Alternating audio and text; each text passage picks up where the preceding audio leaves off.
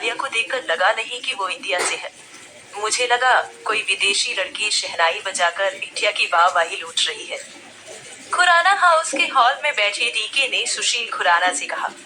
DK की बात सुनकर खुराना मुस्कुरा दिया। तभी आलिया को रिया के साथ नीचे आता देख खुराना हैरान हो गया। आलिया ने नीचे आते ही खुराना को गले लगा लिया और कहा, सॉरी डैड, मुझे आपसे इस तरह बात नहीं करनी चाहिए थी। खुराना ने आलिया की पीठ को सहलाते हुए कहा, कोई बात नहीं बच्चा, मुझे पता है कि तू छोटी छोटी बातों में गुस्सा हो जाती है। और फिर खुराना ने रिया की तरफदारी करते हुए कहा, थैंक यू रिया बेटा, आज तूने साबित कर दिया कि मेरी एक नहीं दो बेटियां हैं। आलिया का गुस्सा तूने ऐसे शांत कर दिया जैसे कोई अपनी बड़ी बहन का गुस्सा चुटकी में शांत कर देता हो। तभी आलिया ने रिया की तरफ देखकर कहा, सच में डैड, अगर रिया की शादी नहीं हुई होती तो हर कोई इसे मेरी बहन ही बताता। इस बात पर रिया ने मुस्कुरा दिया और फिर आलिया ने रिया से कौतूहल से पूछा, वैसे रिया, मुझे समझ नहीं आया कि तूने इतनी जल्दी शादी क्यों कर ली। इस बात का रिया के पास कोई जवाब नहीं था। उसने कभी भी शादी नहीं करनी चाहिए थी। उसका तो बिजनेस वुमेन बनने का एक छोटा सा सपना था जो शादी के बोझ तले रौंद दिया गया था। शादी रिया के लिए बस एक किस्मत का खेल था। और फिर रिया ने आलिया से कहा, आलिया, यूं समझ ले कि शादी मेरे लिए किस्मत का खेल थी, होनी थी और हो गई। तभी आलिया ने रिया से चौंकते हुए कहा, क्यों रिया, तू इस शादी से खुश नहीं है क्या। इससे पहले कि रिया कुछ कहती, खुराना ने रिया से कहा, रिया, आकाश में बाकी सब तो ठीक है, बस मुझे उसका गुस्सा पसंद नहीं आता। एक सीईओ के लिए इतना गुस्सा ठीक नहीं है। इस बात पर रिया ने तुरंत खुराना से कहा, सर, ऐसी कोई बात नहीं है। मैं मानती हूँ कि मिस्टर ओबरॉय को गुस्सा बहुत आता है, लेकिन उनके गुस्से के पीछे की कोई ना कोई वजह जरूर होती है। पति के गुस्से के बारे में एक बीवी से बेहतर और कौन जान सकता है।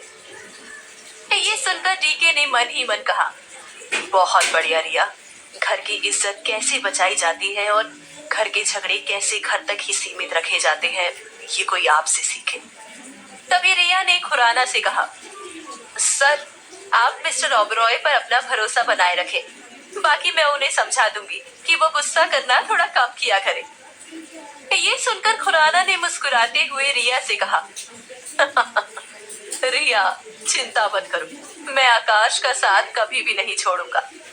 और फिर रिया ने घड़ी में टाइम देखते हुए कहा, सर, अब हमें निकलना चाहिए, लेकिन मैं वापस जरूर आऊंगी। मुझे आलिया से डांस जो सीखना है। ये सुनकर आलिया मुस्कुरा दी और कहा, प्लीज रिया, मुझसे मिलने जरूर आना। तभी खुराना ने पेन ड्राइव डीके को देते हुए कहा, डीके, ये पेन ड्राइव आकाश को दे देना, इसमें कुछ जरूरी डॉक्यूमेंट है। डीके ने पेन ड्राइव रिया को दी और फिर दोनों घर से निकल गए। कार की अगली सीट पे बैठी रिया ने डीके से कहा, डीके, तुम शादी क्यों नहीं कर लेते।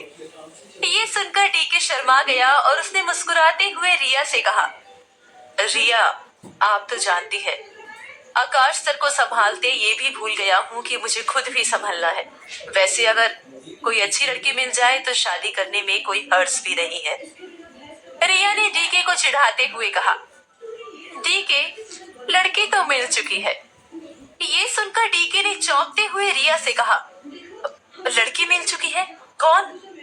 रिया ने तुरंत डीके से कहा, वही जिसे आज तुम ऐसे घूर रहे थे मानो आज ही उसे अपने घर लेकर जाओगे। ये सुनकर डीके असहज हो गया और उसे समझ आ गया कि रिया उसे नोटिस कर रही थी। डीके ने बात को संभालते हुए रिया से कहा, नहीं रिया, वो तो मैं आलिया के सामने थोड़ा नर्वस हो गया था। रिया ने तुरंत डीके से कहा, डीके, वैसे अगर आलिया राजी हो जाए तो उसे घर ले जाने में कोई हर्ज भी नहीं है। इस बात पर डीके ने थोड़ा हिम्मत करके रिया से कहा, क्या आलिया मान जाएगी। रिया ने डीके से कहा, डीके, पहले तुम्हें पता लगाना होगा कि कहीं आलिया के दिल में कोई और तो नहीं है। अगर नहीं है तो पहले उसका दिल जीतना पड़ेगा, तब जाकर कहीं आलिया तुम्हारे घर आएगी। वैसे इसमें थोड़ी बहुत मदद मैं भी कर सकती हूँ तुम्हारी। ये सुनकर डीके की आंखों में चमक आ गई और उसने उत्तेजित होकर रिया से कहा, रिया, क्या आप सच में मेरी मदद करोगी? रिया ने बस मुस्कुराते हुए हामी भर दी। डीके के मन में रिया के लिए इज्जत और बढ़ गई और डीके ने मन ही मन कहा, मुझे समझ नहीं आता है क्यों हर बार आकाश सर और रिया के बीच में गलतफहमी हो जाती है। रिया को देखकर कहीं से भी नहीं लगता कि रिया जासूस हो सकती है। मुझे रिया से पूछ लेना चाहिए कि वो यश से मिलने क्यों गई थी। डीके रिया से पूछने ही वाला था कि आकाश का डरावना चेहरा उसके दिमाग में आ गया और डीके के दिल की बात जुबान तक नहीं आ पाई। वहीं आकाश चुप होकर अपनी ऑफिस की खिड़की के बाहर देखे जा रहा था। आकाश चुप था लेकिन उसके मन के अंदर बहुत सारे सवाल घूम रहे थे। डीके ने आकाश की चुप्पी को तोड़ते हुए कहा, सर, अब तो आपको भी यकीन हो जाना चाहिए कि रिया जासूस नहीं है।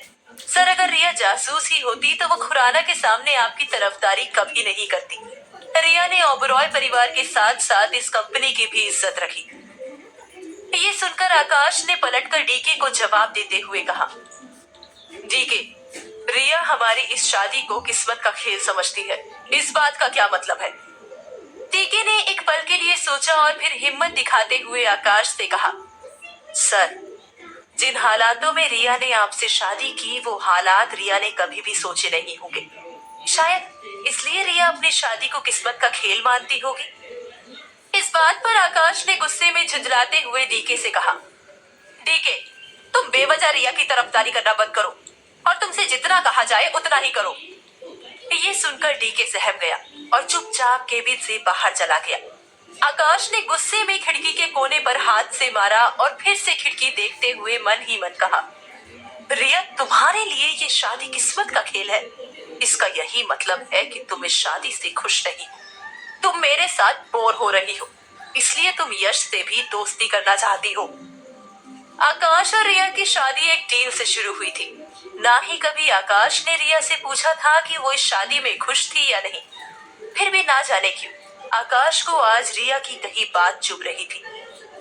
क्यों उसे रिया के यश के पास जाने से प्रॉब्लम होने लगी थी? क्या आकाश अभी भी रिया में अपनी दोस्त बटरफ्लाई को देख रहा था या फिर उसे रिया से प्यार होने लगा था? वहीं रिया अपने केबिन में बैठी डरी हुई थी कि कहीं आकाश उसे देरी से आने की वजह से डांटे ना। तभी रिया के फोन में यश का मैसेज आया जिसने उसे मिलने के लिए बुलाया था। यश का मैसेज देखकर रिया के चेहरे में मुस्कान आ गई और रिया यश से मिलने चली गई। रिया और यश किसी फ्लोरल गार्डन में घूम रहे थे। घूमते घूमते यश ने मोगरे के फूल की खुशबू लेते हुए रिया से कहा, रिया, मान लिया कि तुम आकाश के लिए जासूसी नहीं कर रही हो, लेकिन तुमसे दोस्ती करके मुझे क्या मिलेगा? रिया जानती थी कि यश बिना मतलब के उससे दोस्ती नहीं करेगा। फिर भी उसने अपने दिल की तसल्ली करने के लिए यश से कहा, यश, दोस्ती किसी मतलब से नहीं की जाती है। ये सुनकर यश रिया के सामने उल्टा चलने लगा और उसने रिया से मुस्कुराते हुए कहा, रिया, अगर तुम किसी कंपनी के लिए काम कर रही हो तो इसका सीधा सीधा ये मतलब है कि तुम बिजनेस में हो और बिजनेस में दोस्ती प्यार सब कुछ फायदे के लिए किया जाता है। रिया पूरी तरह से समझ चुकी थी कि यश उससे बिना वजह दोस्ती नहीं करेगा और यश से दोस्ती करने के लिए उसे आकाश से दुश्मनी करनी होगी। रिया ने गहरी सांस ली और फिर यश से कहा, यश, तुम ठीक कह रहे हो। मैं भी बिजनेस सीखने ही आई थी ग्लैम कॉस्मेटिक में, लेकिन आकाश की नौकरानी बनकर रह गई हूँ। सबके सामने मुझसे अच्छे से पेश आता है और बंद कमरे में अलग ही रूप दिखाता है। जिंदगी नरक बना दी है उसने मेरी। ये कहते कहते रिया की आंखों में आंसू आ गए। वहीं यश अंदर ही अंदर मुस्कुरा रहा था। उसने रिया के रोते हुए चेहरे को देखकर मन ही मन कहा, इस पल का मैं तब से इंतजार कर रहा था रिया, जिस दिन से तुम आकाश की असिस्टेंट बनी थी। मैंने आकाश का असिस्टेंट तुम्हें बनाया ही इसलिए था कि तुम मेरे लिए काम करो। आज वो दिन आ गया है। और फिर यश ने रिया से कहा, रिया, मैं समझ चुका हूँ कि तुम आकाश के साथ खुश नहीं हो। मैं तुम्हें अपने साथ काम करने का ऑफर फिर से देता हूँ, लेकिन मेरे साथ काम करने से पहले तुम्हें अपनी वफादारी साबित करनी होगी। अगली बार जब मिलने आओ तो अपनी वफादारी का सबूत साथ लेकर आना। इतना कहकर यश वहां से चला गया। ये सुनकर रिया घबरा गई। उसे समझ नहीं आ रहा था कि यश के लिए वो अपनी वफादारी कैसे साबित करेगी। यश से मिलने के बाद रिया जैसे ही ऑफिस आई, आकाश ने उसे अंदर अपने केबिन में बुला लिया। रिया के अंदर आते ही आकाश ने रिया से गुस्से में कहा, रिया, मजाक बना रखा है तुमने ऑफिस का? जब मर्जी तुम ऑफिस में आती हो और जब मर्जी चली जाती हो। कोई पिकनिक चल रहा है ये? आज आकाश की बातों का रिया के ऊपर कोई खास फर्क नहीं पड़ने वाला था, क्योंकि उसके दिमाग में अभी भी यश की कही बात घूम रही थी। उसे यश की दोस्ती के लिए अपनी वफादारी का सबूत देना था। एक तरफ आकाश के केबिन में रिया आकाश की डांट सुन रही थी, वहीं बाहर डीके रिया के पर्स में कुछ ढूंढ रहा था। डीके ने पहली बार इस तरह किसी लड़की के पर्स में चोरी छुपे हाथ डाला था।